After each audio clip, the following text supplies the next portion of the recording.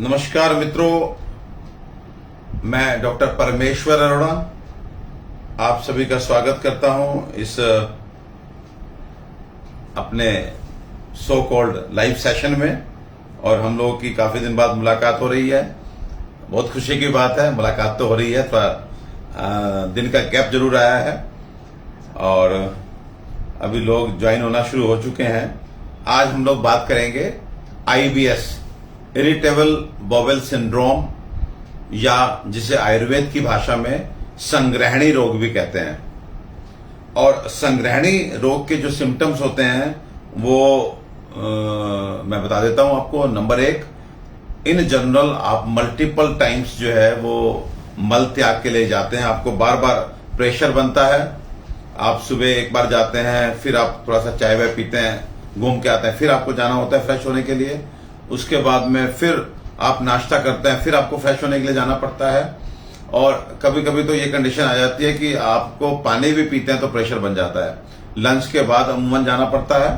तो जो so cold IBS या संग्रहणी रोग है, उसका पहला सिम्टम है कि आपको बार बार मल त्याग के लिए जाना पड़ता है, फ्रेश होने के लिए जाना पड़ता है। अच्छा, कुछ लोग ऐसे भी हैं जिनको बार बार नहीं जाना पड़ता, लेकिन उनको भी स्टूल जो है वो फॉर्म्ड नहीं आता, बना हुआ नहीं आता, गठा हुआ नहीं आता। वो भी कैसा आता है? सेमी सॉलिड आता है, लूज, जिसे हम सामान्य भाषा में कह सकते हैं गोबर जैसा आता है। तो उस तरह का स्टूल होता है, लेकिन फ्रीक्वेंसी एक ही होती है। तो उस कैटेगरी के पेशेंट्स को IBS C के नाम से जाना जाता है। और एक और बड़ी खास बात यह है कि आप 5 बार, 7 बार, 8 बार आप फ्रेश होने के लिए जा रहे हैं, लेकिन फिर भी आपको पेट साफ की तसल्ली नहीं मिलती। एक बार जा रहे हैं तब भी तसल्ली नहीं मिलती, 7 बार जा रहे हैं, 8 बार जा रहे हैं तब भी तसल्ली नहीं मिलती। तो ये सब इशारा करते हैं कि आप इरिटेबल बॉवेल सिंड्रोम यानी कि संग्रहणी की चपेट में आ रहे हैं या आ चुके हैं। उसके बाद फिर नंबर 2 पे जैसे मैंने सिम्टम बताया कि आपको जो है जो स्टूल है वो बंध के नहीं आता। ये सेकंड लक्षण होता है, स्टूल बंध के नहीं आता। तीसरी बात, आपको मरोड़ हो सकते हैं, पेट में क्रैम्प्स पड़ सकते हैं। चौथी बात, आप लगातार majority of cases of IBS आपका वजन कम हो रहा होता है। पांचवी बात, जब मैं मेजॉरिटी बोलता हूं इसका मतलब 75-80% ऑफ द कंडीशंस पेशेंट्स में वजन कम हो रहा होता है। और उसके बाद ये एक ऐसी बीमारी है जो आपको मानसिक रूप से भी तोड़ देती है।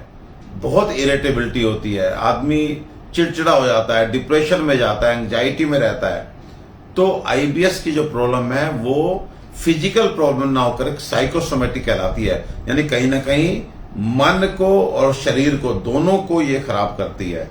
और इसके बारे में मैं एक बात बोलता हूं कि ये जान तो नहीं लेती, लेकिन जीने भी नहीं देती। इस बीमारी का नाम है इरिटेबल बॉवेल सिंड्रोम या IBS। आई रिपीट, बहुत ध्यान से सुनिए। इसलिए बताना चाहता हूं कि यदि आप इस बीमारी के आसपास भी हैं तो इमीडिएटली अपना इलाज शुरू कीजिए, क्योंकि अगर ये बीमारी एक बार आपके शरीर में बैठ गई तो इसके बारे में हमारे शास्त्रों में लिखा है, दुर्विज्ञेयो दुष्चिकित्स्यो चिरकाल अनुबंधी, यानी इसको जानना मुश्किल है, इसकी चिकित्सा करना मुश्किल है। और एक बार अगर ये शरीर में आ गई तो चिरकाल अनुबंधी, बहुत समय तक ये आपके शरीर में फिर रहेगी। आप चिकित्सक की देखरेख में जी तो पाएंगे, इसे कंट्रोल तो कर पाएंगे, लेकिन ये जल्दी से क्योर नहीं होती। और ये बात मैं नहीं कह रहा हूं, हमारे आचार्य चरक कहते हैं, हमारे शास्त्र बोलते हैं, दुर्विज्ञेयो दुष्चिकित्स्यो। दुर्विज्ञेयो किस लिए बोलते हैं कि आप अपनी प्रॉब्लम लेके, कभी आप कॉन्स्टिपेशन की प्रॉब्लम लेकर के, कभी आप लूज मोशन की प्रॉब्लम लेकर के आप डॉक्टर के पास जाते हैं। आपको खुद नहीं पता होता कि आपको हो क्या रहा है। आप कभी 3 साल बाद आपको यह नाम मिलता है कि आपको IBS है, कभी 5 साल बाद आपको डॉक्टर बोलता है ओ हो आपको तो IBS है। तो जिस बीमारी के डायग्नोसिस में 2-2, 3-3 साल लग जाए, और मजेदार बात यह है कि उस बीमारी में आप सब जांच कराते हैं, लेकिन उसके बावजूद भी एक भी जांच में कुछ भी नहीं आता। जांच में कुछ नहीं आता और आप बहुत बीमार हैं, आपका वजन कम हो रहा है, आपका नींद उड़ी हुई है, आपका दिमाग इरिटेबल रहता है, आपका काम में मन नहीं लगता, आप नौकरियां छोड़ के घर बैठ जाते हैं, जांच सब नॉर्मल आती है, तो दुर्विज्ञ हो गया ना, इसको जानना मुश्किल हो गया ना। दुष्चिकित्सक किसलिए बोलते हैं? हमारे पास पेशेंट आता है, वो बोलता है कि सर डॉक्टर साहब एक ही काम रह गया, दिन भर बस खाओ और फ्रेश होने जाओ, खाओ और फ्रेश होने जाओ।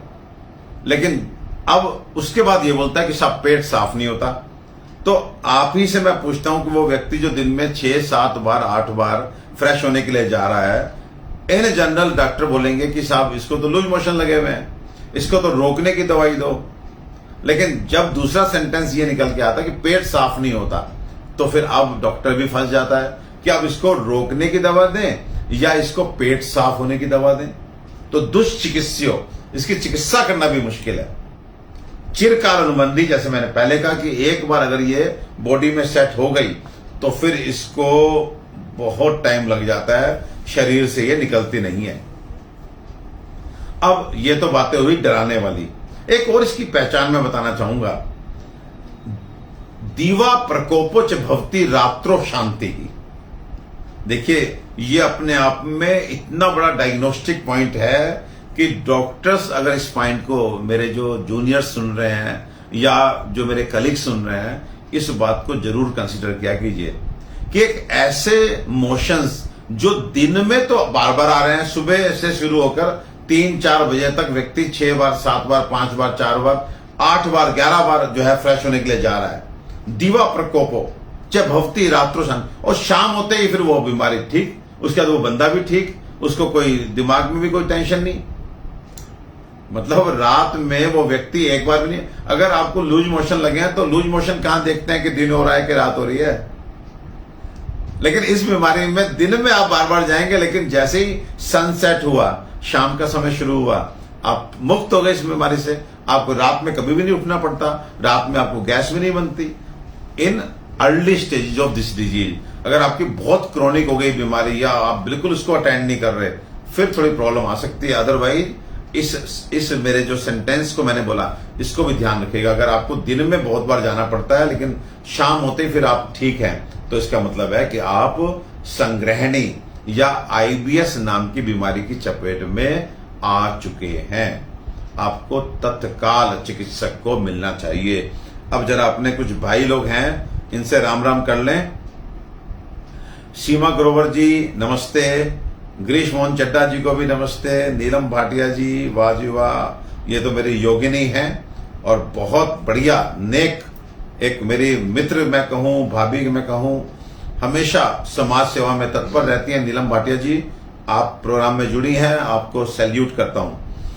प्रीति गाखर जी को नमस्ते, विनोद यादव जी जय हो, अजय वर्मा जी लिख रहे हैं डॉक्टर साहब नमस्ते, मेरी तरफ से भी आपको नमस्ते अजय जी।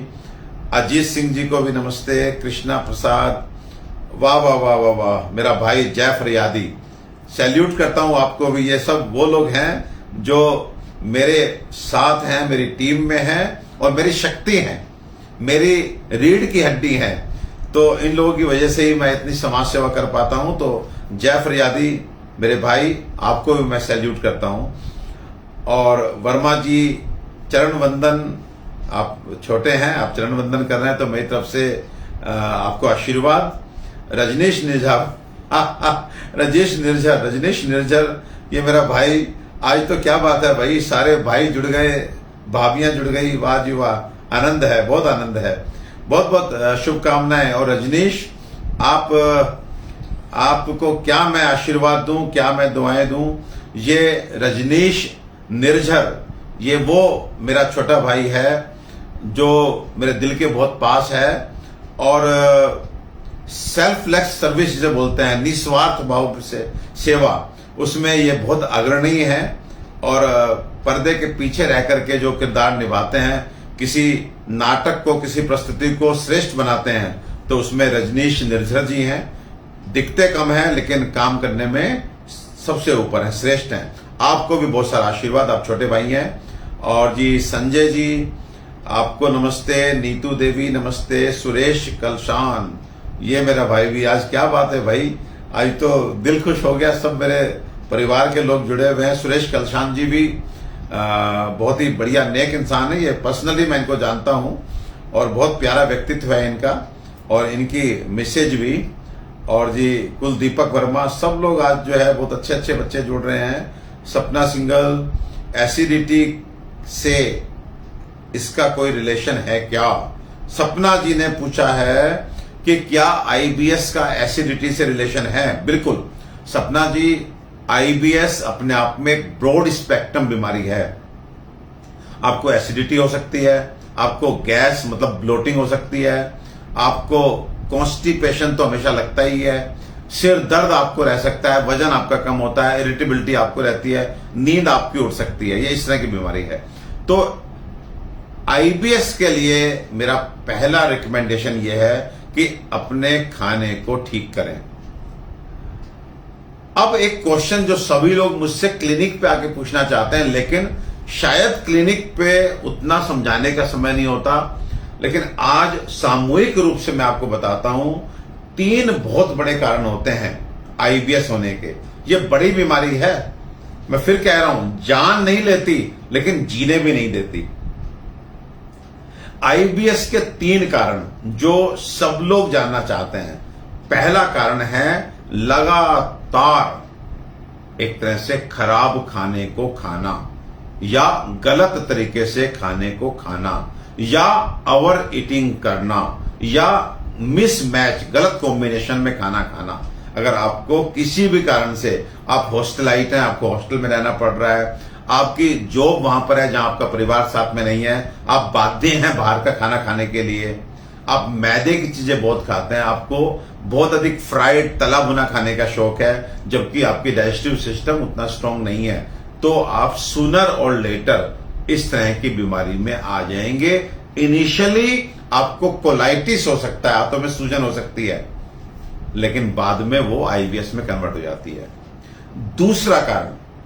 दूसरा कारण है वो व्यक्ति जो लगातार किसी तरह के मानसिक तनाव में रहता है, उसको भी आईबीएस हो सकता है, क्योंकि हमारे इस वाले दिमाग का जो सेंट्रल नर्वस सिस्टम है, उसका इस पेट वाले दिमाग एंट्रिक नर्वस सिस्टम से बहुत गहरा संबंध है।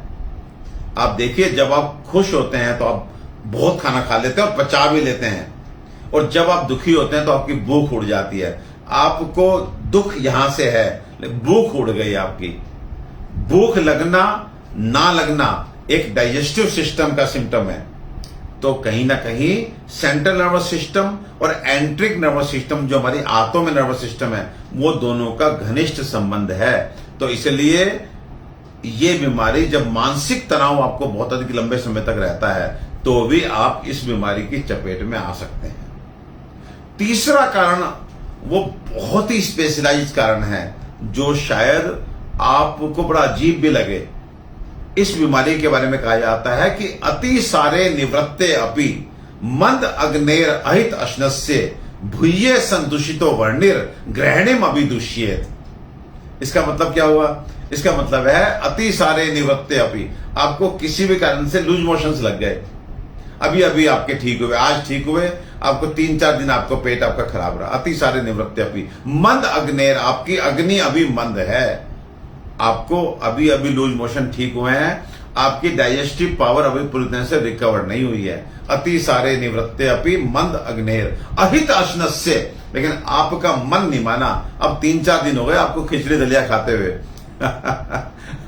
आपने ऑर्डर दे दिया पिज्जा का, बर्गर का, और कुछ बढ़िया, आज तो मुझे छोले चावल खिला दो।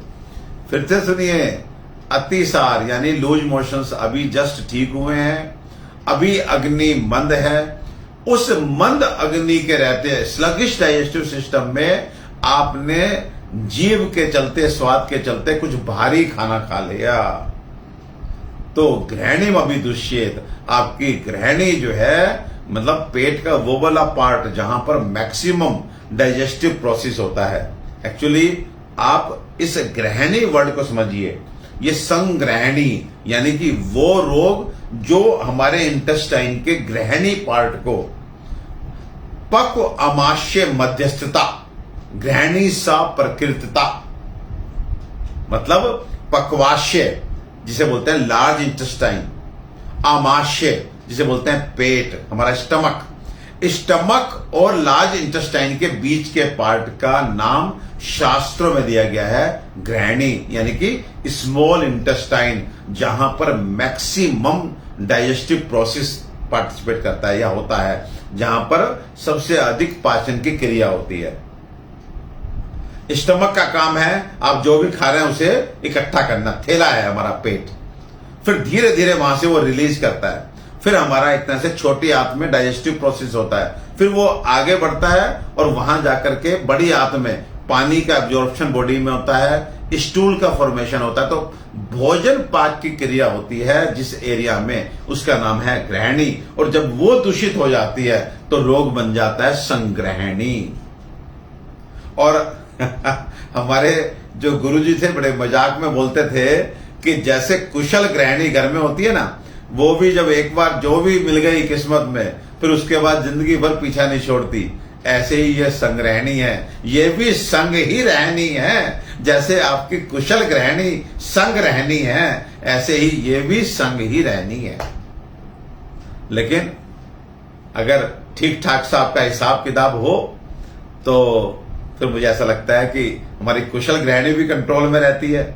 ऐसे ही इस संग्रहणी को भी हम अगर ठीक ठाक मान सम्मान दें, इसके मतलब का खाना पीना और कहीं ना कहीं दवा का कुछ सेवन कर लें, तो ये भी आपको बहुत तंग नहीं कर पाएगी। और एक समय आएगा जैसे कुशल गृहिणी रच जाती है, रम जाती है, सुधर जाती है, आपके मतलब की बन जाती है, ऐसी ये संग्रहणी भी आपको छोड़कर चली जाती है। सो घबराने की आवश्यकता नहीं है, आवश्यकता है इसको सही से टैकल करने की। तो आपको मैंने आज संग्रहणी के 3 कारण भी बताए, गृहिणी शरीर के आंतों के किस हिस्से को बोलते हैं ये भी समझाया। अब थोड़ा सा काम की बात और करते हैं, जिन लोगों को ये है उन लोगों को क्या करना चाहिए। सबसे पहले उन लोगों को अपने खाने पीने को हल्का करना चाहिए, यह मान के चलना चाहिए कि उनकी डाइजेस्टिव पावर बहुत कम हो चुकी है, तो इसलिए उनको हल्का खाना खाना चाहिए, टाइम से खाना खाना चाहिए, कभी भी ओवर ईटिंग नहीं करनी चाहिए। और अब स्पेसिफिकली मैं बता रहा हूं, उनको कच्ची चीजें नहीं खानी चाहिए, फ्रूट को छोड़कर, फलों को छोड़कर। फल में भी उनके लिए सबसे अच्छा फल होता है अनार, केला, बाकी सेब, नाशपाती, अमरूद खा लें, लेकिन पपीता, तरबूज, खरबूजा ये ना खाएं। आप सीजनल फ्रूट्स ही खाएं, लेकिन कच्ची चीजें ना खाएं। कच्ची के मतलब जैसे हम अक्सर आजकल हम लौकी का जूस पीना शुरू कर देते हैं, हम पेठे का जूस पीना शुरू कर देते हैं, हम आजकल सैलेड पे बहुत अधिक जोर देते हैं, वो हमको नहीं खाना है। स्प्राउट्स जो होते हैं वो भी हमको नहीं खाने हैं। तीसरी चीज जो हमको छोड़नी है वो है मैदा, हमें मैदे की कोई चीज नहीं खानी है। उसके बाद एक चीज और हमको बहुत ध्यान रख के छोड़नी है, वो है हरे पत्तेदार सब्जी। अक्सर हमसे यही भूल होती है, जब हमारा पेट खराब होता है तो हमको ये कहा जाता है, ना केवल फैमिली में बल्कि डॉक्टर्स के द्वारा भी, कि आप खूब सारा सैलेड खाया करो, पत्तेदार सब्जियां खाओ।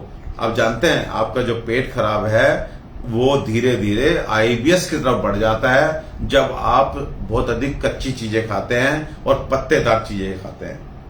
तो बहुत ध्यान से सुन लीजिए, आपको सैलेड नहीं खाना है। सैलेड की चीजें प्याज, टमाटर आप सब्जी में डालकर पका करके खा सकते हैं, लेकिन कच्चा आपको नहीं खाना चाहिए।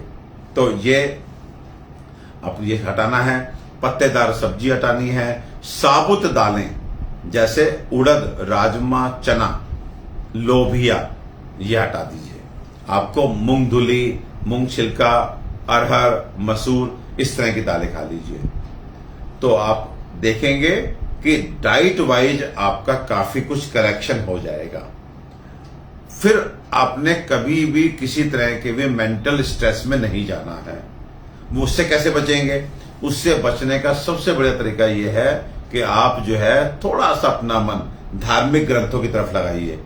आप सुबह के समय पार्क में जाकर के आप ग्रुप में आप कोई भी फिजिकल एक्टिविटी करें, अगर योग करने का शुभ अवसर प्राप्त हो तो आपके लिए वाह वाह हो जाएगी, बहुत मजा आएगा आपको। तो योग अपने आप में physical as well as mental fitness देता है, और इस बीमारी में मेंटली फिट रहना बहुत जरूरी है। तो आपको थोड़ी सी फिजिकल एक्टिविटी बढ़ानी चाहिए, पार्क जाकर योग करना चाहिए, थोड़ा सा मंदिर, थोड़ा सा गीता पढ़ना, रामायण पढ़ना, सब करिए, अच्छा लगेगा। और दूसरा, इस समय के बिना मतलब के विवादों में मत पड़िए अगर आपको इस संग्रहणी रोग से मुक्त होना है तो ये कीजिए। अब फिर तीसरे नंबर पे आती हैं दवाएं। अब दवाओं में अनफॉर्चुनेटली एलोपैथ की अगर बात करें तो कोई ऐसी दवा नहीं है जो संग्रहणी पेशेंट को ठीक कर सके। वो आपको कभी कभी लूज मोशन रोकने के लिए एंटी डायरियल मेडिसिन दे देते हैं, थोड़ा सा डी स्ट्रेस करने के लिए ट्रैंकुलाइजर एलोपैथिक मेडिसिन दे देते हैं, लेकिन वो मेडिसिन आपके सिम्टम्स को दबाती है लेकिन कहीं ना कहीं आपको और बीमार कर देती है। तो मैं बड़े गौरव के साथ और पूरे कॉन्फिडेंस के साथ आपको कहना चाहता हूं, पिछले लगभग 23 वर्ष की मेरी प्रैक्टिस है और मैंने इस 23 वर्षों में रोज कम से कम 40 से 50 पेशेंट मैंने आईबीएस के देखे हैं। मेरा सौभाग्य है कि 1% तो मैं नहीं बोलूंगा, 1% तो किस्मत के सताए होते हैं, लेकिन 99% लोग जो हैं संग्रहणी के, उन्हें विद इन सम डेज 5-7 दिन में 8 दिन में हम ये एहसास करा देते हैं कि हाँ अब मैं ठीक हो रहा हूं। यस, पहले सप्ताह में, इलाज के पहले सप्ताह में। और इस इलाज में मेरा सबसे बड़ा रामबाण है मेरे संदीपन कैप्सूल। संदीपन कैप्सूल जो है वो कैप्सूल 2 कैप्सूल दिन में 2 बार, कभी 3 बार मैं खिलाता हूं। और मेंटल स्ट्रेंथिंग के लिए मैं सुप्रज्ञा, हमारा एक अर्क है, उसका सेवन कराता हूं। ये 2 मेडिसिन एक तरह से एसेंशियल या कंपलसरी जिसे हम बोलते हैं वो मेडिसिन है। उसके बाद आपकी जैसे कंडीशन है उसके हिसाब से एमके रस, फिर हमारा एसिनो अर्क, दाहोसम, ये सब मेडिसिन, कुर्जा रिष्ट बहुत अच्छी एक मेडिसिन है। अगर आपके बहुत हल्के से सिम्टम है, इस बीमारी की बस शुरुआत है, तो आप किसी भी कंपनी का कुर्जा रिष्ट मंगा लीजिए, कुटज घनवटी मंगा लीजिए। कुर्जा रिष्ट और कुटज घनवटी ये दो गोली, और कुर्जा रिष्ट के 4 चम्मच, चाहे आप डाबर, वैद्यनाथ, ऊंचा सब कंपनियों के बनाते हैं। कुर्जा रिष्ट भी मिल जाता है, कुटज घन भी मिल जाता है। उसको आप दोपहर में और रात्रि में खाना खाने के बाद लेना शुरू करें। आप देखेंगे आपको बार बार जो फ्रेश होने के लिए जाना पड़ता है, आपको जो मल में चिकनापन होता है, म्यूकस होता है, वो आपको ठीक हो जाएगा। अगर इन 2 चीजों से आपको आराम नहीं मिलता तो आई स्ट्रांगली रिकमेंड कि आप हमें संपर्क करें। संग्रहणी रोग के कारण अपने जीवन में दुख ना रहने दें, हमारे पास इसका सॉल्यूशन है। और सॉल्यूशन भी 100% हमें नहीं बोलना चाहिए, 99% वाला है। और पहले सप्ताह में आपको हम फील करा देंगे कि हां जी मेरा अब पेट ठीक हो रहा है। उस पेट ठीक होने से आपकी एसिडिटी भी जाएगी, आपका ब्लोटिंग भी जाएगा, गैस भी जाएगी, आपका बार बार मल त्याग की इच्छा भी बंद होगी, मल बंद करके आएगा। हाँ, बहुत सारे लोगों को मैं कह देना चाहता हूं, वो कहीं ना कहीं एक बात पे स्टक रहते हैं, जैसे कब तक दवाई खानी है, मेरा वजन नहीं बढ़ रहा, मैं साहब मतलब पहले ऐसा था, बाद में पुरानी फोटो में देखते हैं, क्योंकि लोगों के 20-20, 30-30 किलो तक वजन कम हो जाता है। मेरा एक चिकित्सक या कह लीजिए एक भाई बनके या मित्र बनके एक सजेशन है, इस बीमारी में जितना मस्त रहेंगे, जैसे ब्लड प्रेशर के पेशेंट होता है ना, ब्लड प्रेशर के पेशेंट, शुगर के पेशेंट, थायराइड के पेशेंट, उनसे बोले कब से मेडिसिन खा रहे हैं, तो कोई बोलेगा कि मैं 10 साल से खा रहा हूं, कोई बोलेगा मैं 15 साल से खा रहा हूं, कोई बोलेगा मैं 20 साल से खा रहा हूं। तो उनको वो खा रहे हैं और मस्त हैं। आप, मैं ये नहीं कह रहा कि आपको संग्रहणी के लिए जिंदगी भर दवाई खानी है मेरा बिल्कुल ये मतलब नहीं है, लेकिन मैं ये कहना चाह रहा हूं कि उस तरह का दिमाग बना लीजिए, आप जल्दी ठीक हो जाएंगे। अगर आपने गिन लिया कि मैं दिन के 8 तो कैप्सूल खाता हूं, मेरे को खाते हुए 4 महीने हो गए, मेरे को खाते हुए 6, और कितना खाना पड़ेगा, वजन तो मेरा बढ़ नहीं रहा है। इस संवहनी रोग में जिस रोगी ने मुझे ये बोल दिया कि डॉक्टर साहब अब तो आपकी दवाई से बढ़िया चल रहा है, जिंदगी भर खानी पड़ी तो भी खाऊंगा, मस्त हूं, अब मुझे पता मेरा इलाज है। अब विश्वास कीजिए, वो पेशेंट जो कहता है जिंदगी भर खाऊंगा, उसकी मेडिसिन सबसे पहले छुट जाती है। और वो व्यक्ति जो जल्दी छोड़ना चाहता है मेडिसिन, उसकी मेडिसिन उतनी लंबी चलती है। इस तरह से ये बीमारी का दिमाग से रिलेशन है। तो शायद मैं आपको समझा पा रहा हूं कि नहीं समझा पा रहा हूं लेकिन आप ये जान जाइए कि जितना आप इस बीमारी को अटेंड करेंगे उतना ये सिर पे चढ़ेगी, और जितना इस बीमारी को आप कहेंगे कि साहब तू यार अब तू भी रहेगी मैं भी रहूंगा, कोई ऐसी बात नहीं है, तब ये भाग जाती है। ये एक ऐसी बीमारी है जिसमें जितना आप अपने दिमाग को मस्त रखेंगे, बिल्कुल परेशान मत होइए। आपको 4 बार जाना पड़ रहा है, जाएंगे। अब पहले वाली बात थोड़ी रहेगी कि आपको लोटा उठाकर खेत में जाना है कि यार खेत में कैसे जाए, वहां पे लोग काम कर रहे हो, कहां बैठे क्या करें। अब इसको परवाह करना छोड़ दीजिए, कहना कि घर में यार टॉयलेट है, ऑफिस में टॉयलेट है, सब कुछ अपना जो है सब सही है, तो अब क्या करना है। ठीक है, ये कुछ क्वेश्चन है क्या नजले का इलाज। अच्छा मुकेश माली सर जी झूठ बोल रहे हो तो अभी, अच्छा वाह जी मुकेश जी, देखो ये आ गया ये क्वेश्चन। ये देखिए, ये भी इस तरह के कमेंट भी हमें जरूर लेने चाहिए। मुकेश जी लिखते हैं कि मैंने मेडिसिन खाई है लेकिन मुझे फायदा नहीं हुआ। बस यही मैं कह रहा हूं कि हम अब मुकेश जी के बारे में 2 बातें कहना चाहूंगा। नंबर 1 हो सकता है कि ये मेरा भाई दुर्भाग्य से उस 1% में आओ जो मैंने बताया कि 1% जो है वास्तव में जिनको बहुत समय लगता है। दूसरा मैं ये कहना चाहूंगा कि कभी कभी व्यक्ति जब बहुत फंस जाता है, अड़ जाता है कि साहब अब इतना महीना, अब 3 महीना हो गया, अब 4 महीना हो गया, या अनफॉर्चुनेटली उसको जो मानसिक तनाव चल रहा होता है किसी भी परिस्थिति के चलते, वो दूर नहीं हो रहा होता। देखिए, जब तक रूट कोज दूर नहीं होगा, अगर आपका कोई ऐसी परिस्थिति घर में है जो आपको इरिटेट कर रही है, आपकी आंतों को इरिटेट कर रही है और आपको आईबीएस संग्रहणी का पेशेंट बना रही है, तो अगर वो परिस्थिति दूर नहीं हुई तो भी आपको टाइम लग सकता है। आपको मैं फिर कह रहा हूं, जितना पेशेंस से आप जुड़े रहेंगे उतना आप ठीक होते जाएंगे।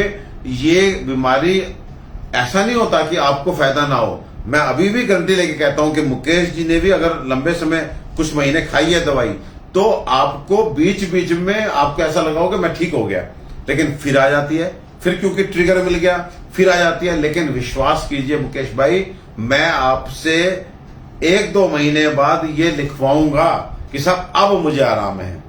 लेकिन कुछ बातें जो मैंने आज बोली हैं उन पे अमल करना शुरू कीजिए। अगर एक आदमी अड़ जाता है मेरा वजन नहीं बढ़ रहा, तो फिर आपको दिक्कत, अड़ना नहीं है इस बीमारी में, अड़ेंगे तो दिक्कत आएगी।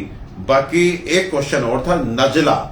जिन लोगों को नजला जुकाम रहता है, छींकें आती हैं, उनके लिए 2 रेमेडी मैं बताऊंगा। एक तो घर की रेमेडी बड़ी सिंपल है, 50 ग्राम काली मिर्च और 150 ग्राम मीठे प्रसाद वाले बताशे घर में पाउडर कर लीजिए, और उसके बाद आपको आधा चम्मच हल्दी को 1 कप दूध 1 कप पानी में डाल करके उबालना है।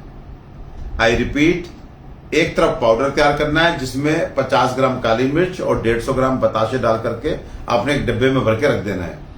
अब हर रोज रात को आपने 1 कप दूध 1 कप पानी में आधा चम्मच हल्दी डाल करके आपने उबालना है 5 मिनट के लिए। फिर उसको छान करके उस पीले दूध से उस पाउडर का आधा चम्मच रोज सोते समय खाना है।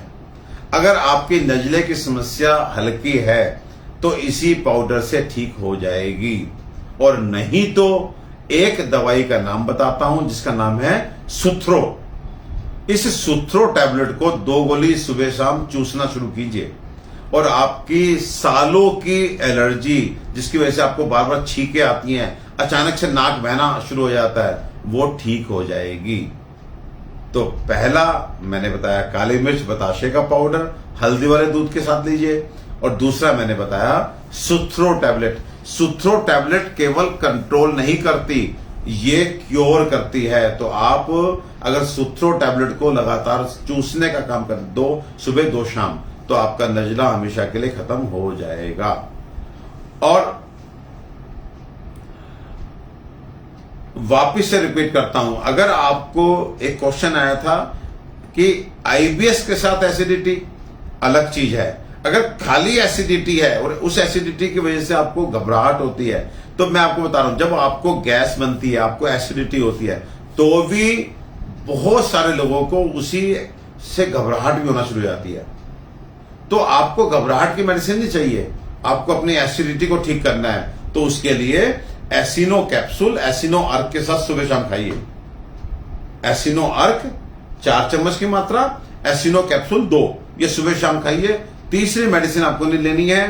आप 15 दिन में महसूस करेंगे कि सालों से जो सुबह आपको खाली पेट एंटासिड लेना पड़ता है, जो गैस की गोली जिसे आप बोलते हैं वो खानी पड़ती है, जिसके बहुत नुकसान है, वो जो सुबह आप खाली पेट दवाई खाते हैं ना, आपको थोड़ा सा मैं सचेत कर देना चाहता हूं, पेन किलर के बाद दूसरी गोली जो सबसे अधिक किडनी को खराब कर रही है। एक समय था जब हमें किडनी के पेशेंट देखने को नहीं मिलते थे, जब हम स्टूडेंट लाइफ में थे, लेकिन आज घर घर किडनी का पेशेंट बैठा हुआ है और घर घर ही पेन किलर और गैस की गोली खाई जा रही है। तो गैस की गोली पेट को भी खराब करती है लॉन्ग टर्म में, उसमें तो आपको राहत देती है, लेकिन पेट को अल्टीमेटली खराब करती है और नंबर 2 किडनी को भी खराब करती है। तो आप एसिनो अर्क में क्या पड़ा हुआ है आप देखिए, इसको आप दवा बोलिए या बोलिए कि होम रेमेडी, सौंफ, अजवाइन, पुदीना, जीरा, बड़ी इलायची, बन गया एसिनो अर्क। तो ये अर्क और साथ में एसिनो कैप्सूल आपकी एसिडिटी को भी ठीक करेंगे और आपके लिए कैल्शियम सप्लीमेंट भी हो गया। सो ये ब्यूटी है आयुर्वेदिक मेडिसिन की कि इसमें जो मेन डिजीज है उसको तो हम ठीक करते ही हैं, साथ में आपके बहुत सारी और चीजें शरीर में ठीक होनी शुरू हो जाती हैं। तो एसिडिटी के, जिनको एसिडिटी की शिकायत है, वो एसिनो अर्क, एसिनो कैप्सूल ले। नंबर 2, अपना खाना पीना एकदम समय का रखें। रात के समय दाल ना खाएं और साबुत दाल तो बिल्कुल ना खाएं, क्योंकि अम्ल पित्त बोलते हैं हम एसिडिटी को। हमारे शास्त्रों में लिखा है कि अम्ल पित्तेन द्विदुलम विवर्जित। द्विदुलम मीन्स दालें विवर्जित हैं, रेस्ट्रिक्टेड हैं, आपको दालों का सेवन नहीं करना चाहिए। जिन लोगों को भी एसिडिटी की शिकायत है उनको दाल का सेवन नहीं करना चाहिए। अगर करना भी है तो हल्की दालें जैसे मूंग धुली, मूंग छिलका, इस तरह की दालों को सेवन करना चाहिए। और एक बात बताना चाहता हूं, आपको अपना खाना, मैं फिर कह रहा हूं, इतना चबा करके खाना है कि जब आपके गले को क्रॉस करे, मतलब आपके इतना अधिक उसको च्यू करें कि वो पानी की माफिक पतला हो जाए। नंबर 2, जब भी भोजन करें तो आप भोजन के साथ आधा गिलास पानी जरूर रख करके बैठें और आपको आफ्टर एवरी 2 बाइट्स 1 सिप पानी जरूर पीना चाहिए। यस, कुछ लोगों को एकदम लग रहा होगा कि डॉक्टर साहब खाने के साथ पानी बोल रहे हैं। हां जी, मैं खाने के साथ ही पानी बोल रहा हूं और हमेशा से बोलता आया हूं कि भोजने च अमृतम वारी, कि भोजन के साथ पिया गया जल तो अमृत के जैसा होता है। ये जो एक तरह से झूठी एक थ्योरी है कि भोजन के साथ पानी ना पिए, उन लोगों को, उन चिकित्सकों को, चाहे वो आयुर्वेद को ही क्यों ना बिलोंग करते हो, उन लोगों से मैं बहुत ही क्लियरली विदाउट हेजिटेशन मैं कहता हूं कि चरक में, सुश्रुत में, वाग्भट में, माधव में, शारंगधर में, भाव प्रकाश में कहीं पर भी एक प्रकरण दिखाइए जहां ये लिखा गया हो कि साहब भोजन के साथ पानी नहीं पीजिए। और मैं आपको 100 प्रमाण दिखाता हूं जहां लिखा गया है भोजने च अमृतम वारी, भोजन के साथ पिया गया जल तो अमृत के भांति होता है। तो आप भोजन के साथ जल जरूर पिए। और जल भी कैसे पीना है? मुहुर मुहुर वारी पिबेत अभूरी।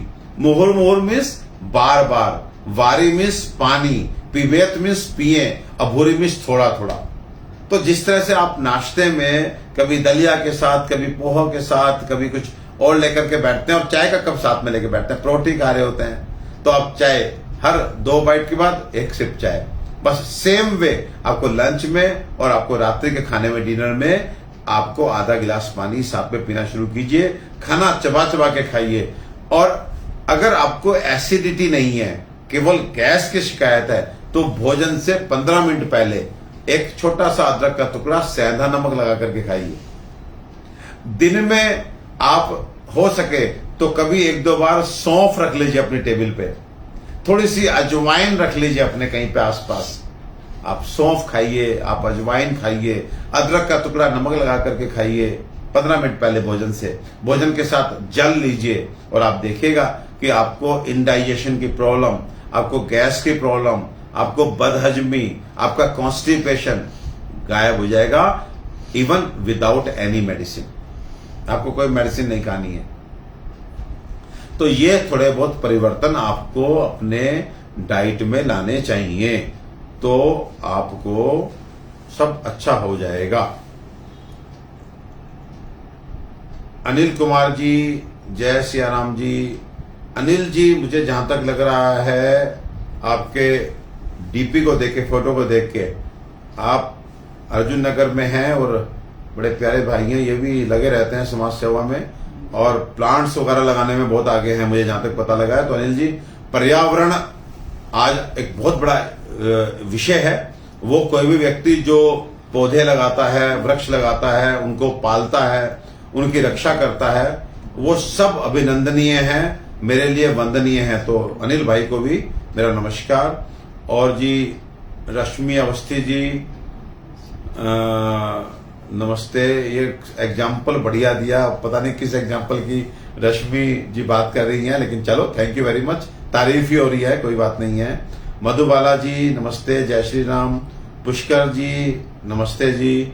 उत्तम जी लिख रहे हैं नमस्कार सर, बहुत दिनों बाद आप लाइव आए हैं। आएंगे, जल्दी आएंगे, आप बिल्कुल आएंगे।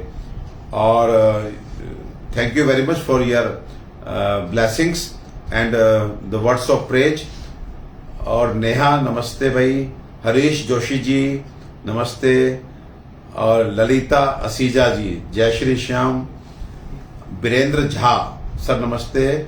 मेरे पसली हड्डी में अंदरूनी चोट और दर्द बहुत है, चोट लगने के कारण, लेकिन एक्सरे में कुछ नहीं आता। तो आप वीरेंद्र झा जी 2-3 काम शुरू कीजिए। अगर आपकी पसलियों में दर्द है, तो आप रूटीन से कोई तेल चूज कर लीजिए, लेकिन बेस्ट रहेगा तिल का तेल। आप तिल के तेल में थोड़ा सा सेंधा नमक और हल्दी, आप एक कटोरी में तिल का तेल लीजिए, उसमें चुटकी भर सेंधा नमक, चुटकी भर हल्दी मिला करके गर्म करके सुबह शाम अपनी पसलियों की मालिश कीजिए, आपको बहुत फायदा होगा। गर्म तेल की मालिश से जो हम इस बीमारी को बोलते हैं कॉन्ड्राइटिस, जो कॉन्ड्राइटिस आपके एक्सरे में नहीं आएगी, लेकिन कहीं ना कहीं आपके रिब्स में जो चोट के कारण एक तरह से सूजन आ गई है, जो भी आपको झटका लगा है, जो भी लगा है, तो वो सब हल्दी नमक जब तेल में पड़ जाएगा, अगर आप और बढ़िया काम कर सके तो थोड़ा सा अजवाइन की चुटकी भी डाल दीजिए और उसे गर्म करके उस तेल की मालिश सुबह शाम कीजिए। देखिए कुछ ही दिनों में उस गर्माहट से आपके अंदर तक की सूजन निकल जाएगी। और हल्दी का दूध बिल्कुल रोज पिया कीजिए रात में, तो हल्दी का दूध पीजिए। इसके बाद भी अगर काम ना बने और आप और चाहते हैं तो हड जोड़ के नाम से, हड जोड़ टैबलेट्स आती हैं, कैप्सूल्स आते हैं। आपने सुना होगा पहले जब हड्डियां लोगों की टूट जाती थी, फ्रैक्चर हो जाते थे, तो हड जोड़ नाम की एक जड़ी बूटी होती थी। आजकल सौभाग्य से उसके कैप्सूल्स और उसकी टैबलेट मार्केट में अवेलेबल है। तो हड जोड़ जो होती है वो अंदर तक जो कभी टूट फूट होती है, चोट लग जाती है, या आप हड जोड़ नहीं ला सकते तो लाक्षा गुगलू ले आइए। लाक्षा गुगलू हर कंपनी बनाती है, लाक्षा गुगलू, डाबर, वैद्यनाथ, ऊंजा, जंडू सब बनाते हैं। तो लाक्षा गुगुल ले आइए या हड़जोड़ आप टैबलेट ले आइए, हल्दी का दूध पीजिए और रोज नमक, हल्दी और अजवाइन पड़े तिल के तेल से पसलियों की मालिश कीजिए। आपकी पसलियां ठीक हो जाएंगी। एंड कंडीशन प्रोवाइडेड कि आपको कोई नजला जुकाम की हिस्ट्री नहीं है। जिन लोगों को नजला जुकाम की हिस्ट्री रहती है उन लोगों को भी पसलियों में कहीं ना कहीं, जिसे हम बोलते हैं ठंड बैठ गई है, तो वहां पर भी आप थोड़ा सा 1-2 मेडिसिन, अब्रोमोल, श्वास कुठार, ये सब मेडिसिन आप जोड़नी पड़ेगी। लेकिन आप इनिशियल जो मैंने आपको बताया है उससे आप शुरू कीजिए, उसी से आपको आराम मिलेगा। बाकी आप हमारे संपर्क में रहिए। इस फेसबुक लाइव के बाद हमारे डॉक्टर्स के नंबर, जूनियर डॉक्टर्स, मेरा नंबर नहीं होगा। मेरे से अगर पर्टिकुलरली बात करनी है तो मैं ऑनलाइन कंसल्टेशंस देता हूं। पूरे इंडिया से आप कहीं बैठे हैं, आप मुझसे संपर्क कर सकते हैं। लेकिन डेफिनेटली अगर आप मुझसे बात करना चाहते हैं तो देन यू हैव टू, थोड़ा सा आपको जेब ढीली करनी पड़ेगी। बहुत हल्की सी फीस होती है मेरी, वो आपको जमा करनी पड़ेगी। Then I will call you, आपसे बात होगी एंड उसके बाद में अगर संभव होगा तो आपके यहाँ की दवा, नहीं तो मेरे यहाँ से ऑल ओवर इंडिया दवा कोरियर से चली जाती है। वेयर एवर यू आर, कितना भी आप इंडिया में कहीं अंदर बैठे हैं तो आपको कोरियर स्पीड पोस्ट किसी ना किसी माध्यम से दवाई पहुंच जाएगी। एक ये, लेकिन अगर आपको केवल मेरे जूनियर डॉक्टर से बात करके तसल्ली मिल रही है, क्योंकि वो भी मुझसे पूछ के ही आपको बताते हैं, या दे आर सो कैपेबल कि वो खुद भी आपको बता देंगे, तो आप वो नंबर हम दे देंगे, आप उनसे बात करके भी दवाई मंगा सकते हैं। अब आगे बढ़ते हैं, देखते हैं किसी क्वेश्चन को लेते हैं। सुरेंद्र तनेजा जी लिख रहे हैं, क्या ऐसा हो नहीं सकता कि दवाई से फायदा ना हो? सुरेंद्र तनेजा जी, आपके इन अल्फाज के लिए मैं आपको धन्यवाद देता हूं, लेकिन ऐसा बिल्कुल नहीं है। मैं चिकित्सक हूं, मैं भी ये बात नहीं बोलूंगा कि ऐसा हो नहीं सकता। देखिए, ये दवा है और आपकी बीमारी, क्या पता क्या कारण है, कहां क्या बात चल रही है, तो 1% पॉसिबिलिटी हमेशा रहती है कि आपको फायदा नहीं हुआ। लेकिन हमारी दुआ ये रहती है, हमारी इच्छा ये रहती है कि आपको खूब फायदा हो। लेकिन अगर आप ये चाहेंगे कि साहब हमसे फीस 600 की जगह 1200 ले लीजिए, दवा के 1500 की जगह 3000 ले लीजिए, लेकिन हमें लिख के दे दीजिए, तो शायद I will be the first person to say no. मैं गारंटी लेके कोई ट्रीटमेंट नहीं करता हूं। I will be sorry for that proposal. Balakrishna Chaudhary ji क्या लिखते हैं, सर एंजाइटी कम करने के लिए क्या उपाय हैं? देखिए, एंजाइटी है, आज के टाइम पे एंजाइटी कम करने का सबसे सच्चा सीधा उपाय यह है कि सुबह उठिए, पार्क में जाइए, खूब मस्ती कीजिए, लोगों के साथ मिलिए, योग कीजिए, शाम को घूमने जाइए, परिवार के साथ टाइम निकालिए। अपनी जो भौतिक चीजों को प्राप्त करने की इच्छाएं हैं कि बड़ा घर हो, बड़ी गाड़ी हो, इतनी सैलरी हो, वो सब थोड़ा सा दबाइए। देखिए, अपने कर्मों में श्रेष्ठता हमको रखनी है। हमें अपने कर्म तो अच्छे रखने हैं, लेकिन वो कर्म अच्छे होंगे, पैसा अधिक होगा तो फिर आ जाएगी ना चीजें, कहां दिक्कत आ रही है। लेकिन जब आप चीजों को दिमाग में रख के काम करते हैं तो वो काम बड़े आपको टफ लगने लगते हैं, बहुत मुश्किल होती है, थकान चढ़ती है। आप मस्ती से काम कीजिए। लाइफ में मेरा अपना खुद का प्रिंसिपल यह है कि मेरे पास जो होता है मैं उससे आनंद उठाता हूं, लेकिन किसी चीज को देख करके मैं उसके लोभ में नहीं जाता, उसके मोह में नहीं जाता। क्योंकि जो विषय है ना, ये विषय तो हमें सब भुला देते हैं, हमें मतलब गर्त में पहुंचा देते हैं।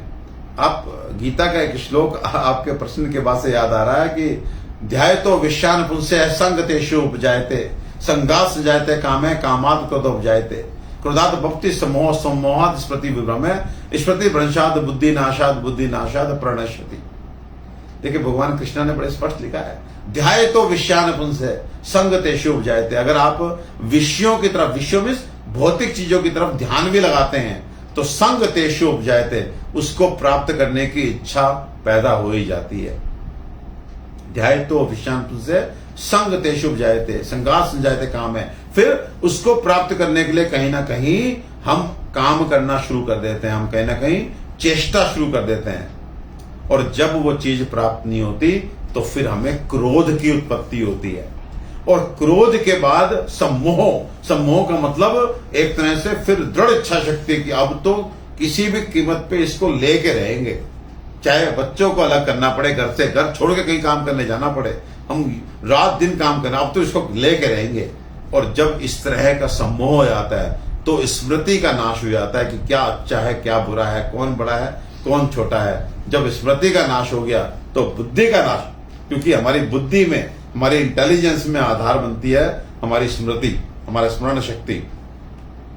और जिसकी बुद्धि का नाश हो गया तो फिर तो उसका अधोगमन निश्चित है। तो इसलिए कहते हैं कि कुछ भी जाए लेकिन बुद्धि ना जाए, तो बुद्धि नहीं जाना चाहिए। और शुरुआत कहां से हुई? ध्याय तो विषयानुपुंस है, केवल विषयों की तरफ ध्यान लगा दिया। किसी होटल में गए थे 5 दिन 3 दिन के लिए मजे लेने के लिए, खूब बढ़िया से आनंदित रेस्ट करने के लिए, लेकिन वहां जाके पहले दिन ही विचार आया ऐसा होटल हमारा होता तो। अब वो 3 दिन जो वहां पे बढ़िया से सोना था, वो सोना साना छोड़ करके बस उसी उधेड़बुन में लगे हुए हैं, ये कितने का बना होगा, अब इतना पैसा हम कैसे इकट्ठा करेंगे, वही गणित में लग गए थे रिलैक्स करने के लिए और दिमाग पे बोझ लेना शुरू कर दिया। तो एंजाइटी अपने आप में एक ऐसी प्रॉब्लम है जो मैक्सिमम केसेज में सेल्फ क्रिएटेड होती है।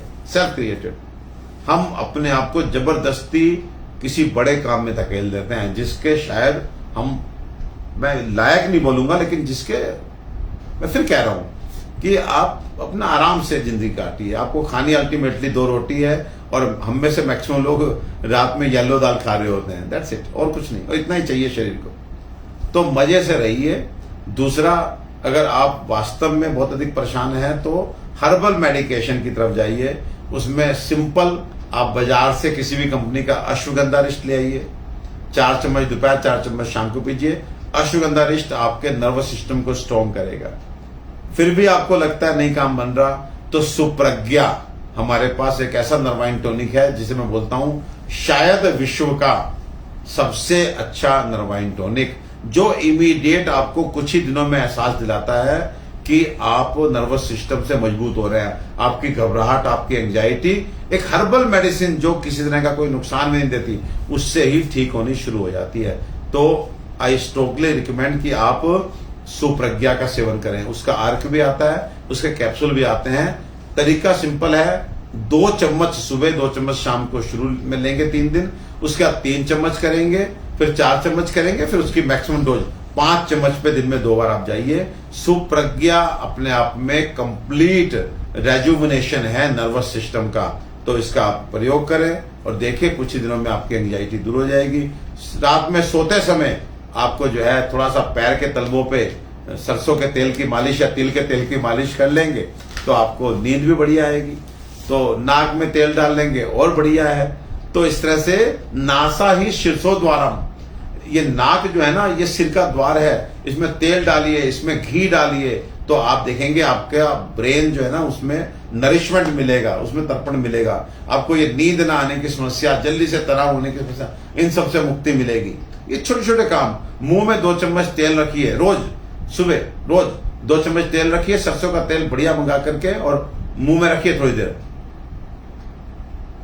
फिर उसको स्पीट आउट कर दीजिए, फिर 10 मिनट बाद ब्रश कर लीजिए। तो ये तेल जो आप रखते हैं ना मुंह में, ये सारी हमारी जो ये कान है, आंख है, हमारा सिर है, इन सबको नरिश करता है। एक्चुअली बॉडी का नरिशमेंट जो है उसके लिए सबसे पहले है तेल, लेकिन अनफॉर्चुनेटली आज ना हम तेल खा रहे हैं ना तेल लगा रहे हैं। इसकी वजह से सब खुश्क हुए बैठे हैं, सब खुश्की, शरीर से खुश्की, दिमाग से खुश्की, सब तरफ से खुश्की।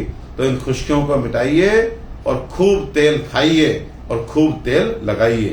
तो तेल लगाइए, तेल खाइए। लेकिन आजकल लोग तेल ना खा रहे हैं ना दूसरों को खाने दे रहे हैं, बस चूना लगवा रहे हैं और लोगों को चूना लगा रहे हैं। तो चूना भी जरूरी है बॉडी को एल्कलाइन रखने के लिए, लेकिन इतना चूना मत लगाइए लोगों को कि आपको जो है फिर खुद आप एसिडिक हो जाए, तो ऐसा मत कीजिए। तो रूबी खन्ना जी, ये देखिए, ये इन्होंने लिखा है, डॉक्टर साहब मेरी बेटी को बार बार पोटी की इच्छा होती है। ये देखिए, ये अब मैं आपको स्ट्रांगली रिकमेंड करूंगा कि आप इस बच्ची का इलाज वेरी इनिशियल स्टेज पे कराएं। छोटे बच्चों के लिए भी मेडिसिन होती है, बड़ों के लिए भी मेडिसिन होती है। और जी मुकेश जी का फिर से मैसेज है। मुकेश जी, मैं आपको ये स्ट्रांगली रिकमेंड करूंगा, अगर ईमानदारी से आपने कुछ महीने मेडिसिन खाई है तो मेरे लिए, जो मैं ईमानदारी से बोलता हूं, मेरे लिए पैसे बहुत मैटर नहीं करते, और लेकिन व्यवसाय है तो, लेकिन मैं आपको अभी इसी मंच से ये कहता हूं कि आप कल हमारे स्टाफ को फोन करके अपना नंबर लिखवाइए, मैं आपसे फिर बात करता हूं। मैं कोशिश करूंगा कि 1% में आप आ रहे हैं जो ठीक नहीं हुए, अगर आप आसपास रहते हुए और मुझे लगा कि आपके यहाँ हवन करने की आवश्यकता है तो हवन करने भी आ जाऊंगा। लेकिन अब आपको ठीक करके छोड़ूंगा। मुकेश जी, हम वापस से बात करेंगे। मुझे याद नहीं आ रहा, आप अपना पहले का प्रेस्क्रिप्शन, और आपको फीस भी जमा नहीं करनी, मैं आपको बता रहा हूं, आपको फीस भी जमा नहीं करनी। लेकिन मैं चाहता हूं कि आप 15 दिन बाद या 1 महीने बाद फिर जब हम लाइव मिलेंगे तो आप लिखेंगे, हाँ डॉक्टर साहब, आप मुझे फायदा है। आपको हवन करना पड़ा आपके नाम का तो वो भी कर दूंगा। और बताइए। अरे जीवन में बहुत आनंद है मेरे भाई, खूब मस्ती में रहो, फंसो नहीं। और देखिए, टाइम भी अब हो रहा है, हम जो है आज के लिए अपनी बात को यही रखेंगे। लेकिन एक मजेदार बात आपको बताता हूं, बहुत बढ़िया। अब कल हम फिर मिलेंगे, कल 9 बजे वापस से मिलेंगे, और मेरी कोशिश रहेगी कि हम मैक्सिमम आपको जो भी विषय पे बात करनी है, मैं देखता हूं क्या विषय लेंगे, और वो विषय तो लूंगा, लेकिन आपके क्वेश्चंस पे आज तो नमस्ते बहुत लोगों से होने लगी, क्योंकि बहुत दिन बाद जुड़ा और बहुत सारे भाई सामने आ रहे थे, तो उनका नाम लेकर के मन हुआ उनके बारे में 2 लाइनें बोलूं। लेकिन कल हम लोग जो है कोशिश करेंगे कि आपके सारे क्वेश्चन, देखिए डायबिटीज आ रहा है, ब्लड प्रेशर आ रहा है, और थकावट आ रहा है। ये लिखा हुआ, किसी ने लिखा है कि कोलेस्ट्रॉल को कम कैसे करें, सर्वाइकल है क्या दवाई ले। तो कल मैं सबके क्वेश्चंस लेने की कोशिश करूंगा। और देखिए, सब लोग हैं, ज्योति भाभी भी जुड़ी हुई है आज, तो बहुत ही अच्छा लग रहा है भाई। तो चलो, अभी मैं आज के लिए सभी को बाय बाय बोलता हूं। अपना ध्यान रखें, अपनों का ध्यान रखें, और कल 9 बजे फिर मुलाकात होगी। आपके सवाल और आयुर्वेद को माध्यम बना के मेरे जवाब। Bye bye, bye bye, bye bye.